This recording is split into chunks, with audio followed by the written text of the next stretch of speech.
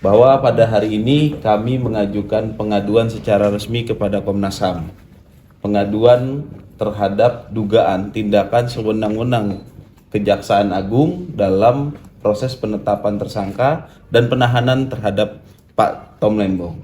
Sebagaimana sudah kita ketahui, dalam proses penetapan tersangka dan proses penahanan, kami sangat meyakini ada tindakan-tindakan dari Kejaksaan Agung yang tidak melindungi hak asasi manusia dari Pak Tom Lembong sendiri. Di antaranya adalah menunjuk atau memilih sendiri penasehat hukum sesuai dengan aturan dalam KUHP. Jadi ada dua hak, hak mendapatkan bantuan hukum dan hak memilih penasehat hukum sendiri.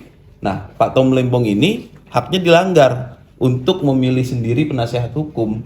Dalam rentan waktu selesai pemeriksaan terakhir pada 29 Oktober 2024 itu, Pak Tom sudah selesai diperiksa sekitar jam 4 sore.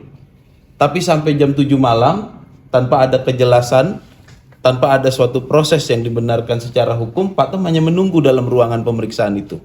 Ya. Nah, setelah jam 7 malam baru diinfokan kepada Pak Tom bahwa beliau telah ditetapkan sebagai tersangka dan dilakukan penahanan dan disodorkan pengacara dari advokat dari kejaksaan. Padahal Pak Tom ini orang yang mampu untuk menunjuk penasehat hukum. Kenapa hak itu tidak diberikan? Kalau memang proses ini berjalan dengan baik dan benar sesuai prosedur. Di sisi lain, kami masih sangat meyakini bahwasanya ada hal-hal berbau politik dalam proses penangkapan atau penahanan dan penetapan tersangka dari Pak Tom Lembong ini. Karena apa?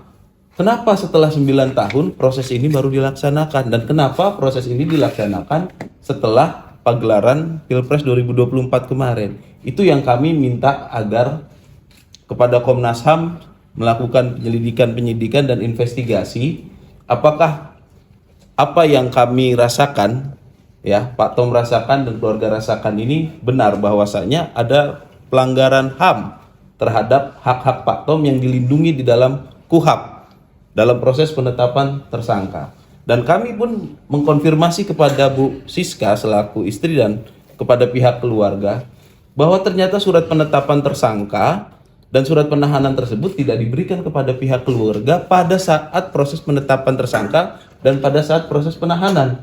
Ini ada apa? Padahal keluarga berhak tahu. Ternyata keluarga baru tahu itu dari media. Tidak ada surat pemberitahuan itu secara resmi.